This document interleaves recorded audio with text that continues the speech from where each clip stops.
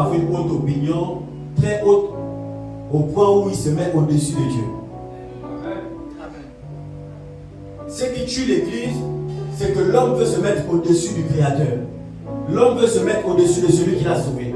L'homme veut se mettre au-dessus de celui qui l'adore. L'homme veut adorer Dieu, mais il veut lui-même dicter comment il doit adorer Dieu. Au lieu que c'est lui, Dieu qui dicte comment on doit l'adorer, mais lui il veut dicter comment il doit adorer Dieu. Soit Jésus est ton Dieu, soit c'est toi le Dieu de Jésus. La Bible dit ne vous conformez pas au siècle présent, mais soyez transformés par le renouvellement de votre intelligence. Le siècle présent, ils ont leur pensée, ils ont leur logique. Mais la Bible dit que ce qui est logique aux yeux des hommes est fou aux yeux de Dieu.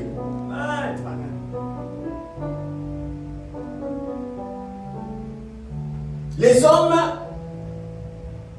pour les hommes, l'église devient un endroit où, amen, les gens doivent juste aller chercher le travail. Ils ont leur opinion. Ils vont pour le travail, ils vont pour le mariage, ils vont pour les enfants, ils vont pour le voyage. Amen. Mais c'est nous qui leur donnons cette opinion-là. Amen. La Bible dit, je suis venu afin que les brebis aient quoi? Les brebis aient quoi? Et qu'elles soient ensuite dans l'abondance. Ça signifie que si Jésus est venu d'abord pour que tu aies la vie, c'est que toi tu dois d'abord arriver à l'église pour recevoir la vie. La première chose c'est d'arriver à l'église pour recevoir la vie. Mais quand tu as une trop haute opinion de toi-même, ça signifie que même Dieu ne peut plus rien te donner. Dieu ne peut plus rien faire. Mon père spirituel m'avait dit une fois, si tu te comportes envers Dieu comme étant un père, il va se comporter envers toi comme étant un fils. Si tu te comportes comme étant un enfant, il va se comporter comme étant un père. Beaucoup de gens dans la présence de Dieu se comportent comme des pères devant Dieu, comme des gens qui connaissent déjà tout. Quelqu'un peut adorer pour toi. Assieds-toi d'abord, on va un peu parler un peu. 10 minutes. On a déjà fait les offrandes, donc le culte normalement.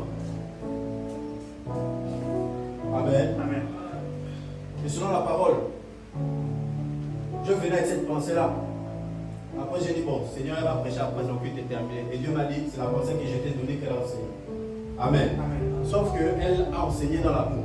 Moi, je n'ai pas envie d'enseigner dans l'amour. J'ai envie d'enseigner dans la correction.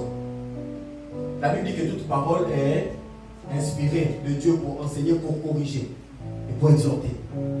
Amen. On doit corriger quand ça ne va pas. Quelqu'un qui refuse la réprimande, amen, c'est quelqu'un qui se pense déjà être au-dessus de Dieu. La Bible dit que celui qui aime bien châtie bien. Et Dieu châtie celui qu'il reconnaît pour fils. La Bible dit Dieu châtie, Dieu réprimande, Dieu fait des reproches à celui qu'il reconnaît pour fils. La nature ne vous enseigne-t-elle pas? Lorsque vous avez votre enfant, il est plus facile de gronder votre enfant que l'enfant du voisin, oui ou non? Ça signifie que lorsque Dieu te gronde, Dieu te considère. Mais beaucoup veulent être déjà indépendants. Le signe d'une influence démoniaque dans la vie de quelqu'un, c'est lorsqu'il proclame déjà son indépendance de Dieu. C'est pour la liberté que Christ nous a affranchis. Mais Pierre a dit, tu m'as affranchi, mais à qui irons-nous? C'est toi qui as les paroles de la vie. C'est donc tes paroles que je vais écouter, même quand tu m'as affranchi. Amen. Amen. Tout le monde a la connaissance. Tout le monde fait comme il veut. Ne vous conformez pas au siècle présent. Est-ce que c'est écrit ou c'est pas écrit? C'est écrit ou c'est pas écrit? Le siècle présent, ils ont leur opinion. Ils parlent des animistes, ils parlent de toutes sortes de choses. Toi, tu te conformes ou tu ne te conformes pas? À un moment donné, il faut choisir. Je mets devant toi la vie et la mort. Choisis afin que tu vives longtemps. Choisis la vie. Maintenant, si tu choisis la mort, tu assumes la mort. Il ne faut pas fatiguer Dieu. Amen. Amen. Dans le royaume de Dieu, on est là pour évoluer. On est là pour grandir. Ça ne sert à rien de répéter les mêmes choses. Tu n'es pas fatigué quand même de ta vie. Tu n'es pas fatigué. Je répète, on ne vient pas là-bas à l'église pour le mariage. On ne vient pas à l'église pour le voyage. On ne vient pas à l'église pour les enfants. On vient à l'église pour Jésus d'abord. Amen. C'est pour Jésus d'abord. Si tu n'as pas Jésus d'abord, si ce n'est pas pour Jésus d'abord, c'est que tu n'es même pas un enfant de Dieu. Amen. Tu es une créature, mais aucune créature ne va au ciel. Je suis désolé. Tu viens pour Jésus d'abord. Quel est cet enfant-là qui n'aime pas son père et que son père sera heureux? On veut montrer à Dieu qu'on s'attache d'abord aux œuvres qu'il pose au lieu de s'attacher à lui. Mais qu'est-ce qu'on attend finalement? Ne vous conformez pas au siècle présent. Il dit, je vous exhorte donc, frères, par les compassions de Christ. Est-ce que vous voyez comment même Paul supplie? Il dit, Paul supplie. Il dit, par les compassions de Christ, offrez vos corps. Or, l'homme regarde ce qui frappe les yeux. Dieu, c'est dans le cœur. Donc, quand Dieu c'est dans le cœur, tu pries dans le cœur. Quand Dieu c'est dans le cœur, tu peux rester chez toi et tu pries. Parce que Dieu c'est dans le cœur. Ce qui est écrit là, c'est offrez vos cœurs. Je vous pose la question. On a tendance à prêcher dans l'amour. Dieu regarde ton cœur. Dieu regarde ton cœur. Mais ton corps va à la direction de ton cœur. Je suis désolé. Ton corps ne peut aller qu'à la direction de ton cœur. Si tu es dans ce lieu ce matin, c'est parce que d'abord ton cœur a voulu venir à l'église. C'est parce que ton cœur a pensé à l'église. Ça signifie que ton corps prend la direction de ton cœur. Quelqu'un qui ne fait pas du bien à Dieu avec son corps, pour moi son cœur n'appartient pas à Dieu. Il faut que l'on soit vrai. Il dit, ce peuple me loue les lèvres, mais le cœur est éloigné de moi. Mais comment il sait que le cœur est éloigné? C'est parce qu'il voit les œuvres qu'il pose sont contraires à ce que les lèvres disent du cœur. Il me loue les lèvres, mais le cœur est éloigné. Il dit, offrez vos corps, offrez vos corps. Dans l'adoration, offre ton corps. Dans les acclamations, offre ton corps. Dans les cris de joie, offre ton corps. Comme ça, il ne s'est pas arrêté simplement à offrir vos corps. Il dit comme un sacrifice.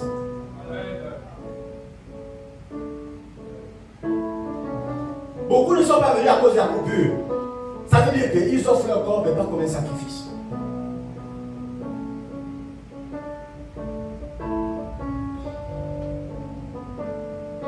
Un moment, tu respectes Dieu ou pas? La Bible dit un sacrifice vivant, un sacrifice saint et agréable à Dieu. La Bible dit ce sera de votre part un culte raisonnable. Un culte raisonnable.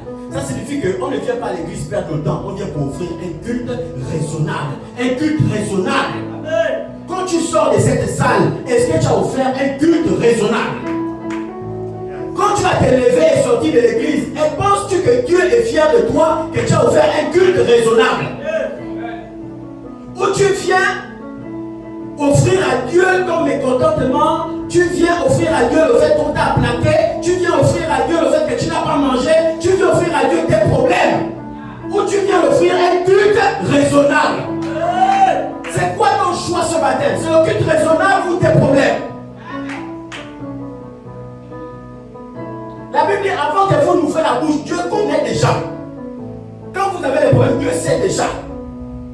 On ne prie pas seulement pour les problèmes à l'église. Je suis désolé. À l'église, on vient offrir un culte raisonnable. Amen. Chez toi à la maison, tu peux prier pour tes problèmes. Ici, c'est le culte raisonnable. Quand je rentre ici, mes problèmes restent à la porte. Quand je rentre ici, mes difficultés restent à la porte. Quand je rentre ici, mes préjugés, ma façon de penser du monde reste à la porte. J'offre un culte raisonnable. Vivant, saint et agréable à Dieu. Dès que le culte termine, je peux maintenant voir un frère et une soeur et expliquer. Mais j'ai fini d'offrir un culte raisonnable à Dieu. Mon père spirituel dit toujours, le révérend Emery, que l'église n'est pas seulement un lieu de bénédiction. L'église est un lieu de malédiction aussi. Tu peux rentrer dans une église et ressortir maudit. Si tu bafoues un sorcier, le sorcier te jette la malédiction. À plus forte raison Dieu, qui est au-dessus du sorcier.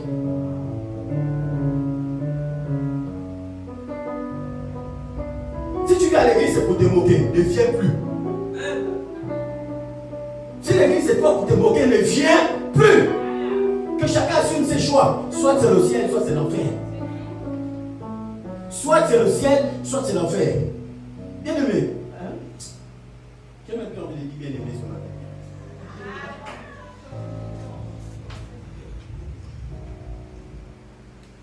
Tu es un homme, tu connais qu'il y a un créateur, il y a un Dieu. Lorsque tu es seul dans ta chambre à coucher, tu sais que Dieu existe. Peu importe ce qui tourne sur les réseaux sociaux, tu sais que Dieu existe. Tu ne crois pas en Jésus. Mais lorsque tu vois un fantôme, c'est le nom de Jésus que tu appelles. Tu ne crois pas en Jésus. Mais lorsque tu fais un mauvais rêve, c'est le nom de Jésus que tu appelles. Ça signifie que même dans ton fond intérieur, tu sais que Jésus existe. Mais tu fais semblant, tu te fais du mal à toi-même. Tu te fais du mal à toi-même parce que tu écoutes X parler. Il y a des gens qui suivent la foule parce qu'ils veulent être appréciés. Tu marches avec des amis qui croient aux animistes, tu marches avec des amis qui croient aux autres choses que l'église. Quand tu veux être apprécié, tu te conformes à eux. Mais la Bible dit ne vous conformez pas. Amen. Soit c'est toi qui attires à l'église, soit c'est eux qui t'attirent dans le monde. Marcelo Chinasi disait une église ne grandit pas lorsqu'une église n'est pas née de nouveau. Il disait on n'a pas besoin de campagnes d'évangélisation. Quand les gens aiment Jésus, quand ils croient en Jésus, quand ils viennent pour l'œuvre de Dieu, l'église grandit même sans évangélisation. Quand l'église ne grandit pas, c'est que la majorité ne sont pas nés de nouveau. On n'a pas besoin de te dire évangéliste et vivre quelqu'un. Quand tu crois en Jésus, tu sais que la première mission, aller par tout le monde. Luc 9, la Bible dit Jésus réunit les disciples et il les envoya deux prêcher la bonne nouvelle et guérir les malades. Toi, quand tu sors, c'est pourquoi? Raconter tes problèmes ou bien pour éviter les âmes. Il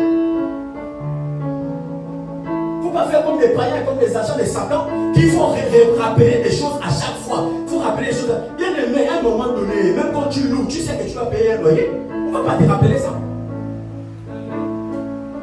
Tu sais que tu dois payer un loyer. Tu vas au travail. Tu sais que la nuit, tu vas rentrer chez toi. Est-ce que ton patron a besoin de te rappeler ça? Mais quel est ce chrétien qui ne sait pas qu'il va venir à l'église? Ça veut dire que l'église n'est pas chez lui. Mais attends, mais il faut qu'on soit frère. Je ne peux pas finir le travail et partir dans la maison de mon voisin. Je pars chez moi. Si tu ne viens pas au culte, c'est que l'église n'est pas chez toi. Je vais dire quelque chose.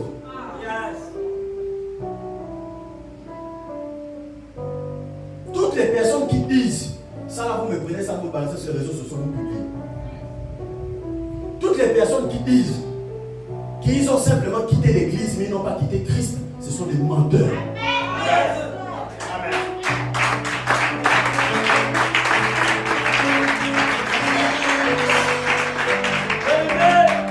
L'église est définie comme étant le corps de Christ.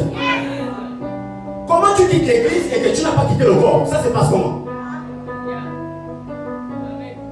Si tu as quitté l'église et que tu as quitté le corps de Christ, si tu as quitté le corps de Christ, tu n'es plus en Christ. Tu n'es plus en Christ. Je disais ici là que 90% de l'expérience nous montre que tous ceux qui partent de l'église repartent dans le monde. C'est impossible d'être à la maison et d'être en Christ. C'est impossible. Ceux qui croient en la parole persévérer ensemble dans la communion fraternelle. Ils persévéraient ensemble. On peut quitter une église pour rentrer dans une autre église, mais pas pour rester à la maison. Je suis désolé. Tu as quitté un lieu, une assemblée, tu es rentré dans une autre assemblée. Tout ça, c'est le corps de Christ. Ne pas je quitte l'église pour rester à la maison. Tu es un païen. Tu es un païen. Tu as relié la foi. Et la Bible dit qu'il sera impossible pour toi de revenir à la repentance. Tu te demandes pourquoi tu es retombé dans les choses du passé. C'est parce que le Saint-Esprit t'a quitté. Tu conçois vrai? La Bible dit ce n'est ni par la force ni par la puissance, mais c'est par le Saint-Esprit. Tu vas te demander, mais comment tu es fort seulement quand tu viens à l'église? Celui qui a abandonné l'église est retombé. Pourquoi? C'est parce qu'il y a la force qui lui donnait là. Oh, j'ai quitté l'église, mais je suis toujours Christ. J'ai prié à la maison, j'ai prié dans le cœur. Quand Pierre a reçu Jésus, Pierre priait Dieu chez lui. Quand Paul a reçu Jésus, il dit, moi je reste avec Pharaon. J'ai reçu Jésus. Quand les disciples ont reçu Jésus, ils priaient chacun chez soi, dans le cœur. Bande de païens. Qui est bien châtié. C'est pas non. Bien aimé, c'est ce qu'on appelle l'envoûtement du diable, c'est l'envoûtement de Satan. La Bible dit dans les derniers temps, l'apostasie va monter et la charité va diminuer. Et les gens vont se lever contre tous ceux qui s'aimaient Dieu. Attends, tu ne peux pas critiquer l'église et aimer Dieu, c'est impossible. Yes. Tu vois, la Bible dit, comment peux-tu dire que tu n'aimes pas ton frère que tu vois et dire que moi, Dieu que tu ne vois pas, tu m'aimes? Donc, tu critiques mon corps physique et dire que tu aimes moi, mon esprit.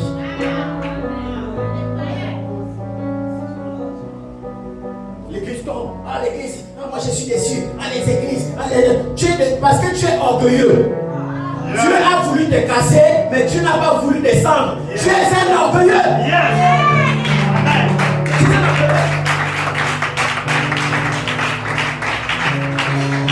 Et ce sont les gens, des personnes comme ça là, qui ont des problèmes avec tout le monde. Tu vas là-bas, groupe d'amis, la seule personne qui a des problèmes, la seule personne avec qui on a des problèmes, c'est toi. Tu pars là-bas, la seule personne avec qui on a des problèmes, c'est toi. Tu viens amener ça à l'église, même quand Dieu veut te façonner, tu sors. Ah, les églises. Si les églises sont déçues, donc tes amis aussi sont déçus. Eux aussi, ils te fuient, non? Tu as un mauvais comportement, le Saint-Esprit va arranger ça, toi tu accuses Jésus. Tu accuses Jésus. Ah, c'est Jésus. Ah, c'est Jésus. Ah, c'est Jésus. Quelqu'un, tu es responsable, on t'enlève ta responsabilité, toi tu quittes l'église. Quoi? Donc tu es au travail, on te dit que c'est depuis toi qui es chargé de restaurer les ordinateurs. Tu vas aller à la réception. Toi tu vas quitter l'entreprise. Quand tu quittes l'entreprise, parce qu'on t'a changé de poste. On t'a dit tu vas à la réception, on ne veut plus te voir ici. Mais tu quittes l'entreprise. Mais tu as quitté Jésus. Yes. Tu as quitté Jésus. Les gens veulent faire asseoir leur mauvais comportement sous prétexte que l'église est mauvaise.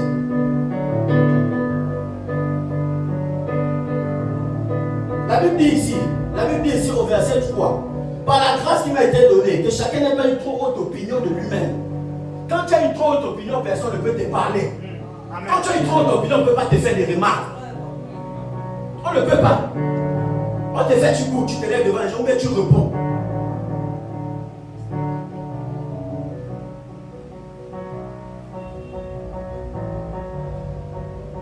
Verset 4, il dit car nous avons plusieurs membres dans un seul corps. Bon, toi tu quittes le corps là, tu es quel membre? Toi tu quittes, tu es quel membre?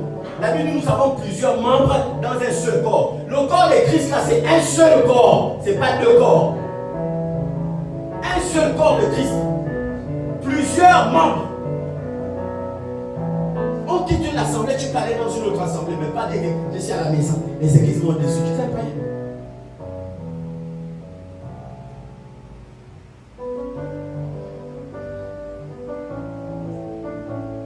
Amen. Amen. Là, je ne pas là, on va dire pourquoi le pasteur parle fort comme ça, Jean. Le pasteur parle fort comme ça, Jean, c'est plein de. Ça, c'est ça là qu'on reproche aux églises. C'est ça là qu'on reproche aux églises. Ton patron t'a agrandi, tu n'as pas dit c'est ça qu'on reproche aux entreprises. Tu ne dis pas c'est ce qu'on reproche aux entreprises. Quelqu'un vient s'abaisser devant le pasteur, on dit regardez, on adore le pasteur. Mais quand toi tu te coupes devant ton patron au travail, tu n'adores pas ton patron. Ce sont des gens démoniaques. Ce sont des gens démoniaques.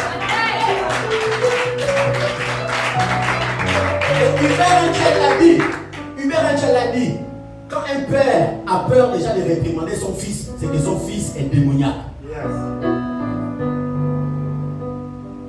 Ton enfant allait jouer dehors, tu as dit rentre à 18h, il est rentré à 20h, toi tu as peur de le gronder. Ton enfant que tu as couché, tu as peur de le gronder. Et pourquoi on ne doit pas te réprimander? Si on ne te réprimande pas, c'est que tu es enfant de Satan. Yes. Tu es enfant de Satan. Ici, là, on se réprimande. Tu m'as dit que tu as fait une blague, tu ne manges pas. Je viens te voir pour dire, ah, la blague là, tu ne vas pas m'insulter. Yes. On se comprend. La Bible dit, exhortez-vous les uns les autres, pardonnez-vous les uns les autres. Il dit ça, c'est parce qu'il sait que ici, là, nous avons tous des problèmes. Tu as plus de problèmes que qui que tu te fâches avec tout le monde. Tu as plus de problèmes que qui. Que tu viens à l'église, tu ne salues personne. Tu as plus de problèmes que qui?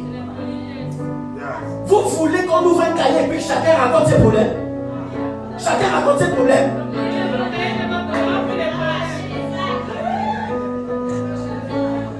Si chacun raconte ses problèmes, je vous dis, peut-être on va croire que Jésus n'existe pas. Toi, tu manges, tu dors, tu es sous un toit. Tu viens, tu ne salues personne. Mais si je te montre quelqu'un qui dort dehors, qui va te saluer, tu as quelle excuse devant Dieu? Non. Donc, c'est quoi ton problème? Parce que les gars me déçoivent. Je suis déçu en amour. C'est ça ton problème? C'est ça ton problème? C'est ça là ton problème? Tu es déçu en amour. Et la personne ne veut plus prier. On dit l'église est dans un programme de gêne, la personne ne veut pas gêner. Parce que la personne est dans un problème d'amour. La personne ne veut pas gêner. Pour un homme qui ne l'a pas épousé. Pour une femme qui ne t'avait pas considéré. Elle a même deux vers le chic, le genre, le chèque. Mais c'est toi, pour cette soeur-là, pour cette fille-là. Amen. Il y a des gens qui dévalorisent Dieu pour rien. Un gars qui t'a pas épousé te dit, non, je ne veux plus que tu partes à l'église, toi aussi je ne pars pas. Quoi?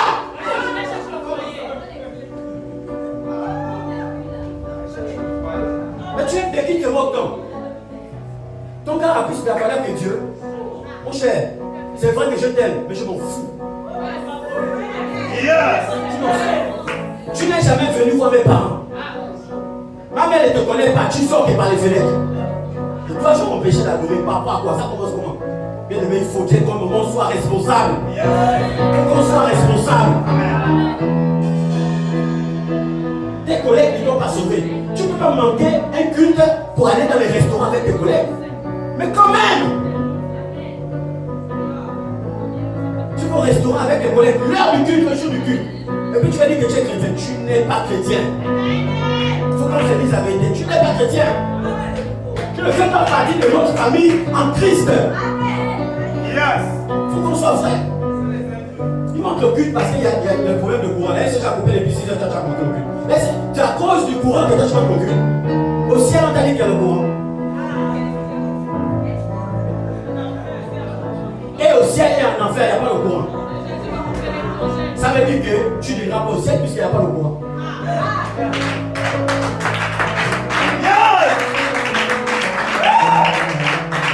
Alléluia. Ça, c'est quelle église de Dieu?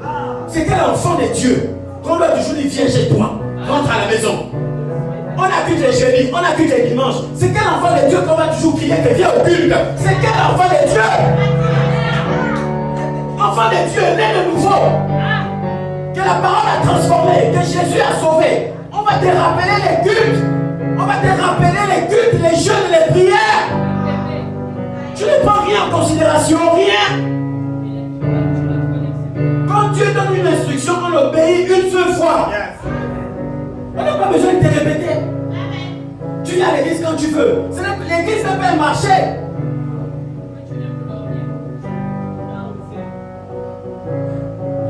Tu n'es pas fatigué de ne pas grandir. À la fin du culte, on te pose la question, qu'est-ce que tu as retenu du culte? La louange était chaude. La louange est chaude. Tu sens que tu es un prouveur avéré. La louange est chaude. La seule chose qui t'a retenu, c'est la louange. La parole là, ça t'a rien dit. La Bible dit à ceux qui l'ont reçu la parole, pas la louange. On ne naît pas de nouveau à travers la louange. On ne naît pas de nouveau à travers la prière. On est de nouveau à travers la parole. Amen. Tu restes à la maison. Tu me suis en ligne. Mais tu sais pas rien. Tu as déjà vu Jésus faire les cultes en ligne?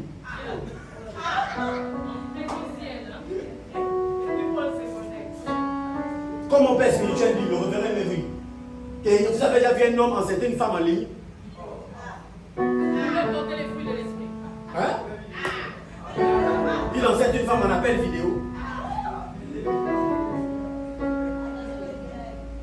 La Bible dit que nous avons la communion avec le Saint-Esprit. C'est physique, c'est pas en ligne. Tous ceux qui suivent les cultes en ligne sont des païens.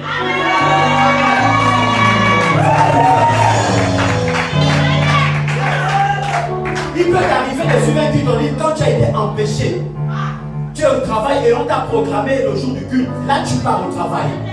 Et là, tu peux suivre le culte en ligne. C'est pas tu décides, tu es couché, grand pied sur petit pied chez toi. Reste grand pied sur petit pied.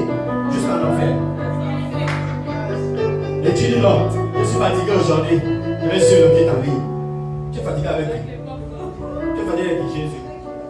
Laisse les démons te caresser sur le bruit du ventilateur. Et tout ça va changer. Et tout ça va changer.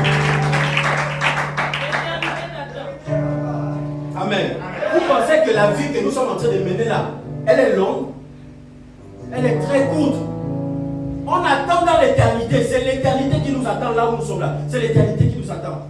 Maman leur a dit tout à l'heure là, quelqu'un est décédé, tu te poses la question où il est. Avant de te poser la question où il est, toi-même tu es où actuellement?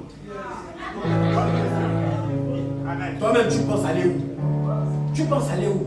On ne dit pas, c'est pas parce que tu dis que tu es la justice de Dieu que tu es la justice de Dieu. Moi là je suis un homme, non?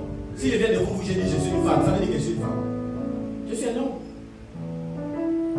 Ça veut dire que même si tu dis que tu es la justice de Dieu, si tu es un païen, tu es un païen. Ça ne change rien. Beaucoup de gens disent qu'ils sont la justice là, ils sont encore partis dans le monde. Bande de païens.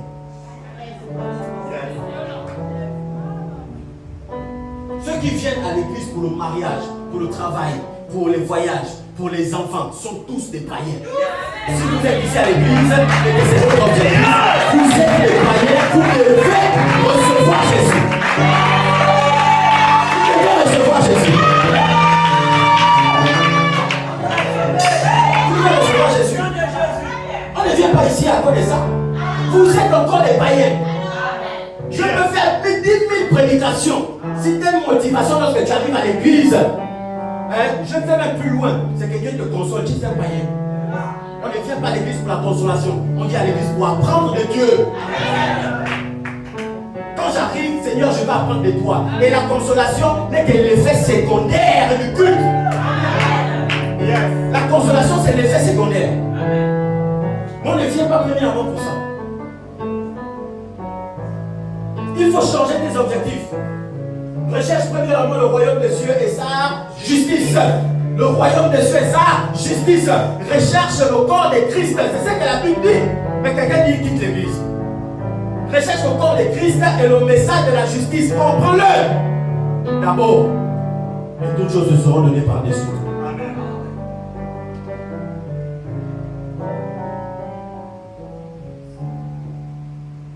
Je vais terminer. Je ne sais pas si tu vas me détester après le culte.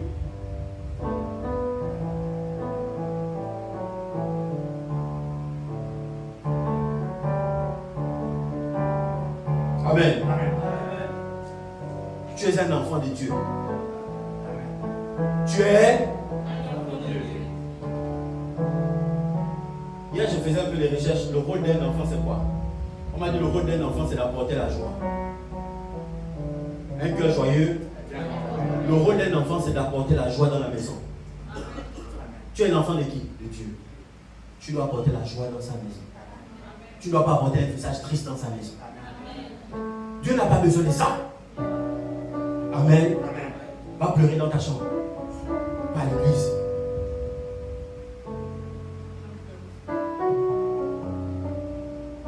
L'enfant apporte l'énergie dans la maison. Amen. Quand vous accouchez, ce sont les enfants qui font vivre la maison. Parce que les parents sont déjà quand ils sont calmes. Les enfants font vivre la maison, ils bougent partout, ils cassent les verres, ils cassent. Ce sont eux qui te font crier. Pourquoi? Ils apportent la vie dans la maison et l'énergie. Depuis quand tu arrives à l'église, tu es toujours calme dans ton corps. Tu es un enfant de Dieu ou tu n'es pas un enfant de Dieu? Quand maman leur dit mature, tu te crois mature, tu es mature, tu es plus mature que qui? Jésus.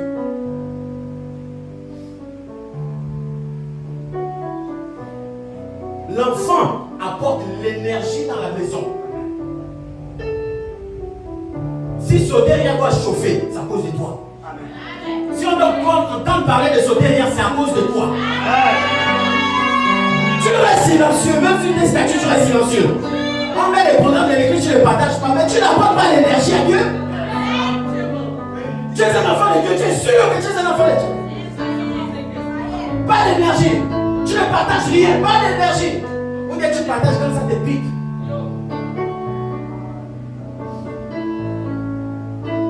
Quand ça te pique, bon, aujourd'hui je suis de bonne humeur.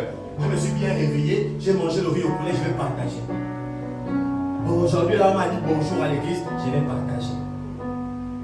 Tu es un païen. Si un fois il ne te dit pas bonjour, Jésus t'a dit bonjour. Si un fois il ne t'a pas sauvé, Jésus t'a sauvé. Tu as Jésus dans ton cœur.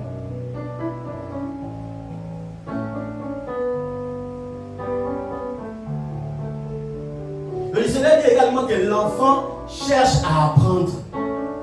Depuis que tu arrives à l'église, tu as un stade, bébé. Même pour venir à l'église, on t'appelle encore. Il y a qu'un bébé qu'on t'appelle tout le temps. Tu vas grandir quand? Tu vas grandir quand? Tu as un enfant dans la maison qui ne grandit pas. Tu ne vas pas t'inquiéter. Toi, tu grandis quand? Pour venir au culte, on t'appelle. On va te rappeler. Et les gens, parfois, ils manquent. Je vais voir si on m'aime. Tu manques le culte. Je vais voir la si on m'aime. Tu manques le culte. Moi!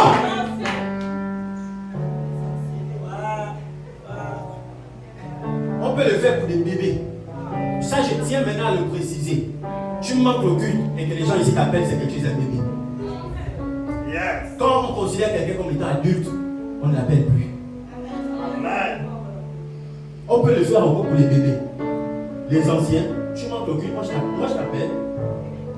Moi je t'appelle, bien aimé, si tu veux donc reste. Reste. Quand tu manques le boulot, tu as besoin qu'on t'appelle. Tu sais que j'ai un travail. Tu sais que c'est même toi qui appelles le patron. Tu dis que patron, je ne serai pas là, j'ai la fièvre. Je ne serai pas là, j'ai ceci. Parce que tu connais les conséquences. Tu penses qu'en Christ, il n'y a pas de conséquences. Tu penses qu'il n'y a pas de conséquences. Ici, là, ce sont les responsables qui doivent t'appeler. Toi, tu n'appelles pas. Tu n'appelles pas. Après, tu fais une semaine, 2 semaines, tu n'appelles pas. Oh, ça fait 2 semaines, on ne m'a même pas appelé, on n'a même pas remarqué que je ne suis pas là. On n'a même pas remarqué. Mais le Saint-Esprit, il faut qu'on ne remarque pas. Amen. Parce que tu dois apprendre de tes leçons. Tu as voulu faire un test, non? Tu vas récolter ce que tu sais. Récolte ton test. Personne ne t'appelle. Yes. Va à l'hôpital, même on ne t'appelle pas. Bien aimé, écoutez, moi si tu ne m'informes pas, même quand tu es à l'hôpital, si tu ne m'informes pas, je ne t'appelle pas. Tu dois m'appeler papa, on va hospitaliser à cause de telle chose. Tu vas maintenant me voir t'appeler chaque jour. J'apprends par quelqu'un d'autre que tu es à l'hôpital, moi je ne t'appelle pas. Je ne t'appelle pas. Peut-être pour les bébés là. Un bébé ne comprend pas pourquoi on le gronde. Mais un adulte sait qu'il n'a pas balayé la maison. Amen. Il sait que son nom est dans le programme de lave-vaisselle. Comme il n'a pas. Si la mère rentre dans la chambre, gifle. Tu sais pourquoi je dis gifle? Oui, parce que je n'ai pas lavé les assiettes. Mais l'enfant lui dit pourquoi tu me gifles? Parce que c'est un enfant. Tu vas grandir quand? L'enfant cherche à apprendre. Qu'est-ce que tu connais de la Bible? Qu'est-ce que tu connais de la justice? La Bible a combien de livres? Jésus avait combien d'apôtres? Il y a combien de livres de l'Ancien Testament? Il y a combien de livres du Nouveau Testament? Qu'est-ce que tu connais de la Bible? Ou toi c'est seulement les mariages? Qu'est-ce que tu connais de la Bible? Quel est le premier livre de la Bible? Tu ne connais pas.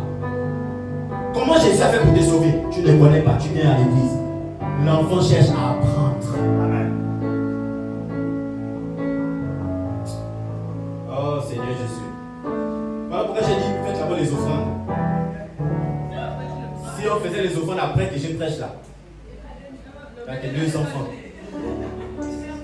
Et nous faisons d'abord, hein? Au moins après. Mais tu vas regretter même que ton enfant soit ici. Tu vas regretter. Amen. J'avais dit ça ici. On parle que le président de la République ne peut pas faire une réunion. Vous avez vu le président de la République qui fait une réunion, toi tu lèves avant la fin de la réunion, tu pars parce que tu as des choses à faire. Tu peux faire ça devant le président. Non, mais tu le fais à l'église. Et quand j'avais dit que tu es maudit, on me dit, oh non, comment on va dire que tu es maudit? Mais tu es maudit. Toi tu peux faire ça devant le président et puis un garde de corps ne te chiffre pas. Ça veut dire que tu fais ça à l'église, les anges te maudissent et te frappent. Yes. Et les gens sont mais pourquoi? Tu es sorti avant la fin du culte. Est-ce que Jésus t'a donné l'autorisation? Tu écoutais Amen, on a fini le culte, tu écoutais Amen, tu es sorti. Sous prétexte que tu as des occupations. Va. Là-bas, tu vas te tamponner, là-bas, tu vas comprendre.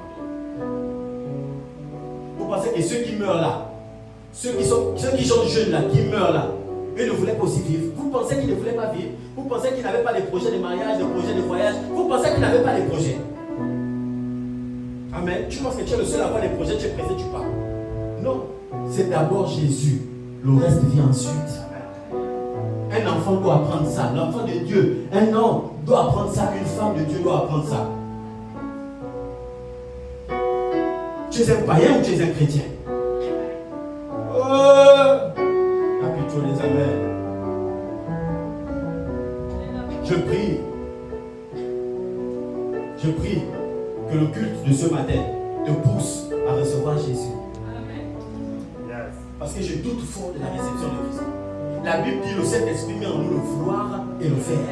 Bon, quand tu ne le fais pas là.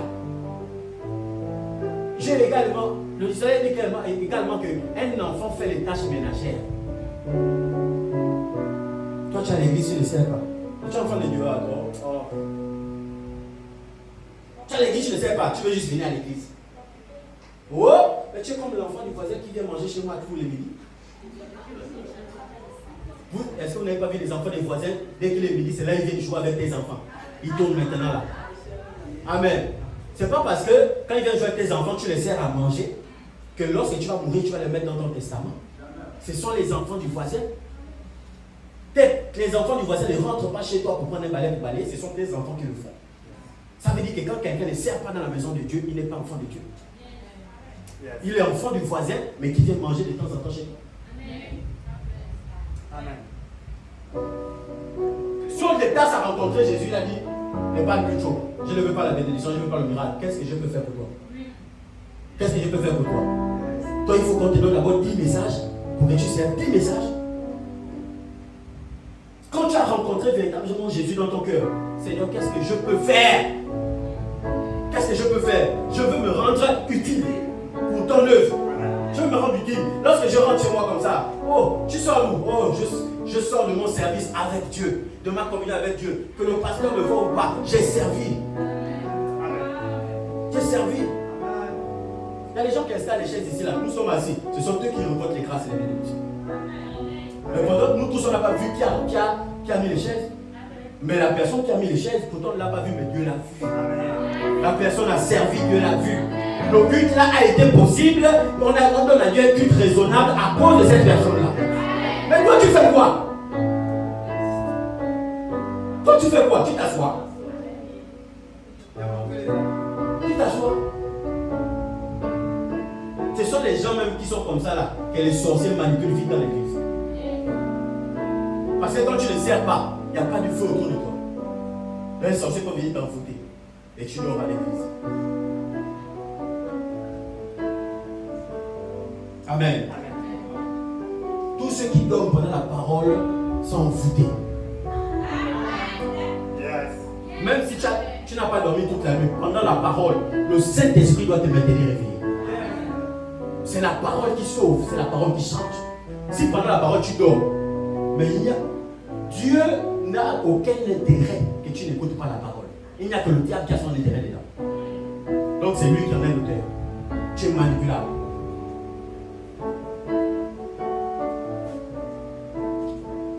Lui, le bonheur et la grâce t'accompagnent tous les jours de ta vie. Mais réfléchis à ton salut. Au nom de Jésus. Bon dimanche, au culte est terminé. Le groupe regarde à la